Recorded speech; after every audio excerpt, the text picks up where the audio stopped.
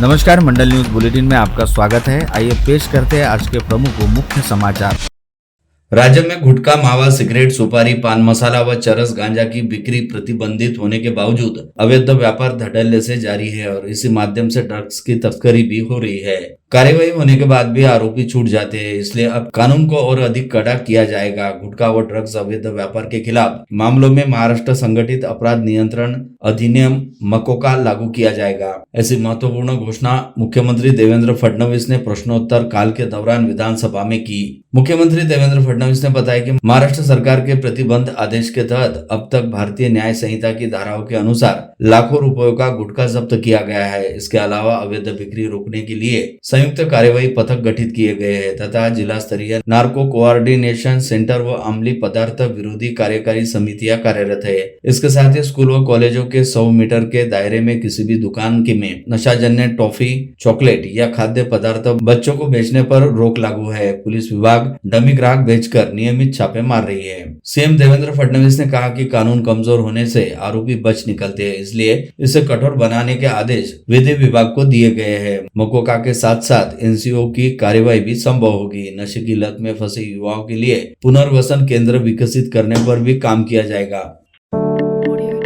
आगामी समय में होने वाले अमरावती मनपा के चुनाव के मद्देनजर मनपा द्वारा प्रकाशित प्रारूप मतदाता सूची को लेकर प्राप्त आपत्ति व आक्षेपों पर गत रोज मनपा मुख्यालय में सुनवाई का काम पूरा किया गया। हालांकि जिस बड़े पैमाने पर प्रारूप मतदाता सूची को लेकर आपत्तियां व आक्षेप प्राप्त हुए, उनके मद्देनजर सुनवाई की प्रक्रिया को महज खानापूर्ति कहा जा सकता है, क्योंकि सभी आपत्ति व आक्षेपों पर फटाफट व आनन फानन में सुनवाई की गई, जिसके बाद गत रोज ही मतदाता सूची की कंट्रोल शीट भी तैयार की गई, जिसे राज्य निर्वाचन आयोग के पास भेजा गया है। और अब राज्य निर्वाचन आयोग द्वारा कल बुधवार 10 दिसंबर को मनपा चुनाव हेतु प्रभाग न्याय अंतिम मतदाता सूची प्रकाशित की जाएगी। सभी आपत्तियों व आक्षेपों पर फटाफट व आनन फानन में सुनवाई की गई, जिसके बाद गत रोज ही मतदाता सूची की कंट्रोल शीट भी तैयार की गई, जिसे राज्य निर्वाचन आयोग के पास भेजा गया। और अब राज्य निर्वाचन आयोग द्वारा कल बुधवार 10 दिसंबर को मनपा चुनाव हेतु प्रभाग न्याय अंतिम मतदाता सूची प्रकाशित की जाएगी। सूत्रों का कहना है कि अनेक प्रभागों में मतदाताओं की संख्या कम ज्यादा हो सकती है।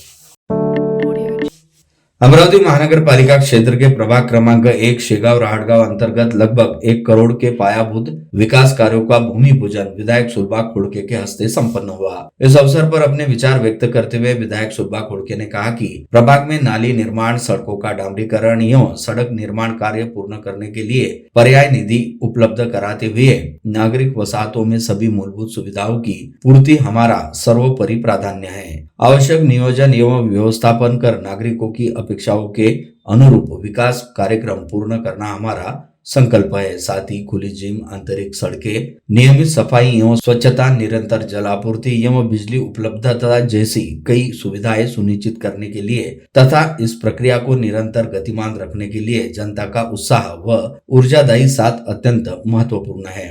विकास के चक्रों को गति देने के साथ ही जनता के आशीर्वाद का यह स्नेह मुझे सदैव साथ मिलता है और आने वाले समय में शेष कार्य भी मार्गी लाने के लिए हम कटिबद्ध है।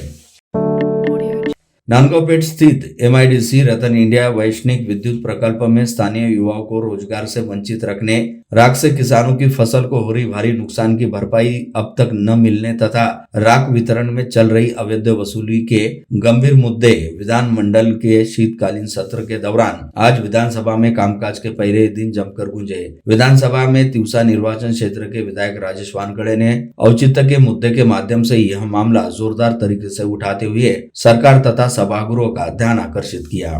विधायक राजेश वानखड़े ने बताया कि विद्युत प्रकल्प स्थापित करते समय स्थानीय किसानों की अधिग्रहित जमीन के बदले परियोजना में स्थानीय प्रकल्पग्रस्तों और युवाओं को रोजगार देने का लिखित आश्वासन दिया गया था, परंतु आज भी अनेक पात्र युवक नौकरी से वंचित है। वरिष्ठ पदों पर बड़े पैमाने पर बाहरी राज्यों के लोगों की भर्ती की जा रही है, बल्कि स्थानीय युवाओं को रोजगार के अवसर न के बराबर मिल रहे हैं। प्रकल्प के समीप वाघोली क्षेत्र के किसानों की फसल राख के कारण हर वर्ष नष्ट हो जाती है। कृषि विभाग द्वारा नुकसान का पंचनामा तथा मूल्यांकन कर रिपोर्ट रतन इंडिया प्रबंधन को सौंप दी गई है। बावजूद इसके किसानों को 1 भी रुपयों का मुआवजा नहीं दिया गया। शहर के मध्यवर्ती हिस्से में स्थित महाराष्ट्र राज्य तेलबिया व्यापार और औद्योगिक महामंडल की लगभग 22 से 24 एकड़ विशाल भूमि बिक्री के लिए जारी की गई है, लेकिन इस पूरी जमीन की बिक्री करने के बजाय कम से कम 10 एकड़ भूमि आरक्षित करके यहाँ नवीन एवं सुसूचित बाजार का विकास किया जाए, ऐसी महत्वपूर्ण मांग पूर्व पालक मंत्री डॉक्टर सुनील देशमुख ने उठाई। आज यहाँ जारी प्रेस नोट में उपरोक्त मांग उठाते हुए साथ ही पूर्व पालक मंत्री डॉक्टर सुनील देशमुख का कहना रहा कि अमरावती शहर में पिछले 70 से 80 वर्षों से केवल इतवार और शुक्रवार बाजार ही निर्धारित पारंपरिक बाजार है। इस लंबे कालखंड में शहर की आबादी और व्यापारिक गतिविधियों में कई गुना वृद्धि हुई है, जिसके चलते ये दोनों बाजार अब बेहद भीड़भाड़ वाले और अपर्याप्त साबित हो रहे हैं। ऐसे में तीसरे बड़े बाजार की तत्काल आवश्यकता महसूस की जा रही है। ऐसे में मोसीकॉल की पूरी जमीन को बेचकर निजी हाथों में सौंपने की बजाय सरकार के स्वामित्व में रहने वाली इस जमीन के 10 एकड़ हिस्से को सार्वजनिक उपयोग के लिए आरक्षित किया जाए तथा उस 10 एकड़ सार्वजनिक जमीन पर सर्व सुविधा युक्त हाट व बाजार विकसित किया जाए। मध्य स्थल में आम लोगों के लिए सुविधाजनक वाले बाजार की उपलब्धता हो। कांग्रेस नेता तथा पूर्व मंत्री एडवोकेट यशोमती ठाकुर ने नागपुर शीत सत्र में भी 2 दिनों में सदनों के नेता प्रतिपक्ष घोषित न किए जाने को सरकार की सोची समझी साजिश निरूपित किया। सरकार ऐसे ही षड्यंत्र गढ़ने में व्यस्त होने का आरोप यशोमती ने किया। उन्होंने इसे लोकशाही की हत्या बताया। यह भी कहा कि महायुति सरकार का 1 वर्ष जाया हो गया है।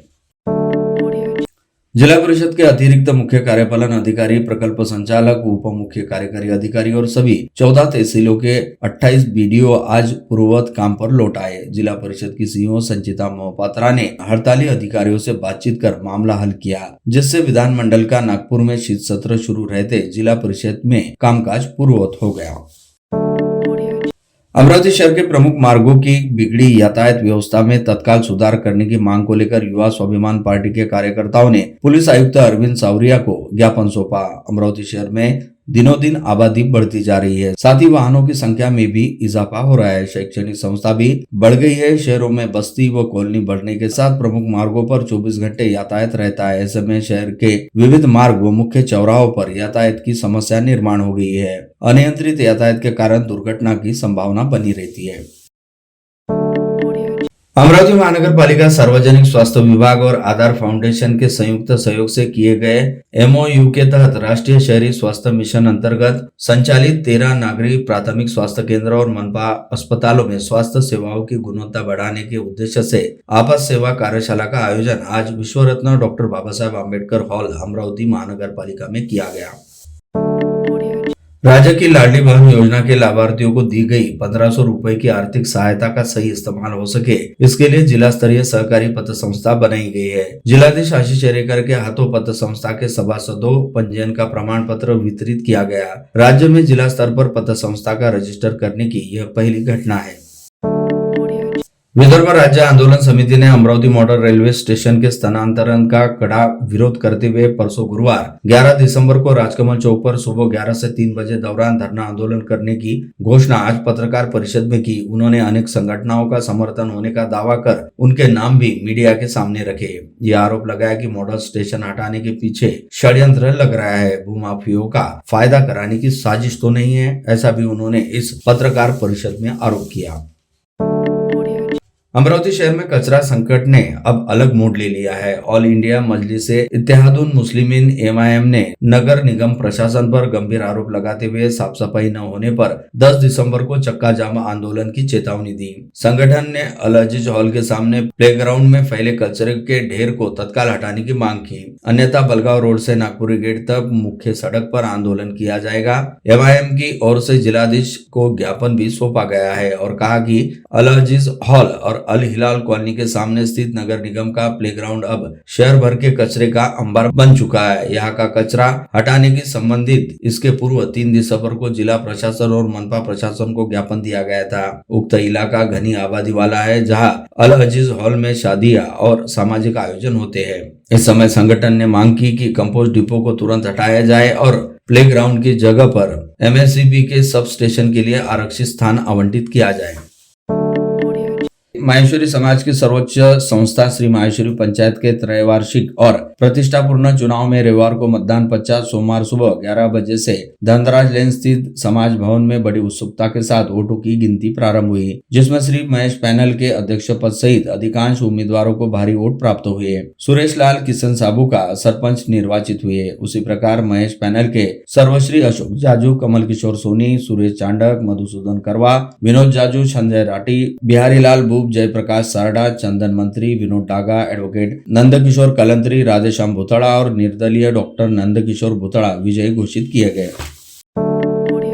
15 वर्ष की आयु में डॉक्टर हरगोविंद जी नावंदर, नवल किशोर जी राठी, शंकरलाल जी लड्डा, श्याम सुंदर टावरी की अंगुली पकड़कर समाज के हाथों में जुड़ा कालांतर में जुड़ता बढ़ता गया, रुचि भी बढ़ती गई, जिससे समाज को समर्पित रहकर कार्य करने का भरकस प्रयत्न किया गया। उन्हीं कार्यों की समाज ने सम्मानित करने के रूप में सरपंच पद पर दायित्व दिया। उसे सभी को साथ और विश्वास में लेकर निभाने का प्रयत्न होगा। सगळ्याने साथे लेण करनो ये समाज और काम, इन शब्दों में श्री माहेश्वरी पंचायत के नए सरपंच सुरेश बालकिशन साबू ने अपनी बात कही। सरपंच निर्वाचित होने पश्चात अमरावती मंडल से बातचीत में सुरेश साबू ने अपने जीवन में उतार चढ़ाव में समाज के लोगों द्वारा किए गए सहयोग से लेकर आज सामान्य घर के व्यक्ति को समाज का सरपंच निर्वाचित किए जाने पर कृतज्ञता व्यक्त की। उन्होंने समाज की सभी योजनाओं, परंपरा, उत्सवों को जारी रखते हुए भावी योजनाओं और कार्यक्रमों के विषय में इस समय बात की।